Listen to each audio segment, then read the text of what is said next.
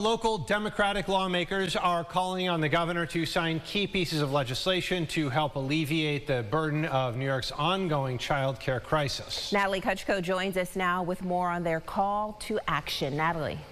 Adam, Teresa, these four bills have all passed the state Senate and Assembly mostly unanimously, but now lawmakers are urging Governor Hochul to sign them to hopefully ease those hardships on parents, their kids, and child care providers as a whole. We have applied for help for childcare, and we're still pending, and that was mid-April, and it's now almost middle of July, and we're still pending.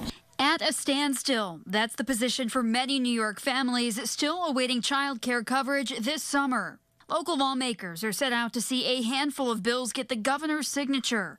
One to give families no restrictions on eligibility, another to offer parents who receive child care assistance the same flexibility as private pay families on drop-offs and pickups, one to allow help for families in paying for child care as their application is processed, and finally, early intervention reform. It's a very sensible solution, and it's quite obvious, and yet it has taken New York State so long to actually pass this in both houses this year. And so this will create a fill gap during that period.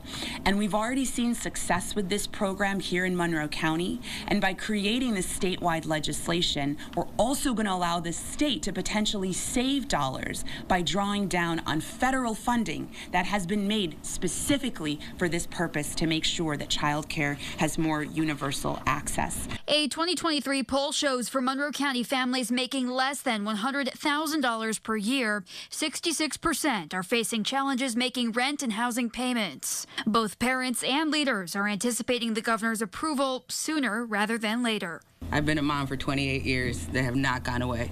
They're still the same. In fact, they may be even more complicated. Now that the legislature has done its job, we need to make sure the governor does her job and supports those bills that can make a big difference for families.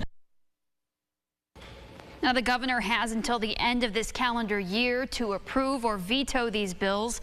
So far, lawmakers say they have not yet reached her desk.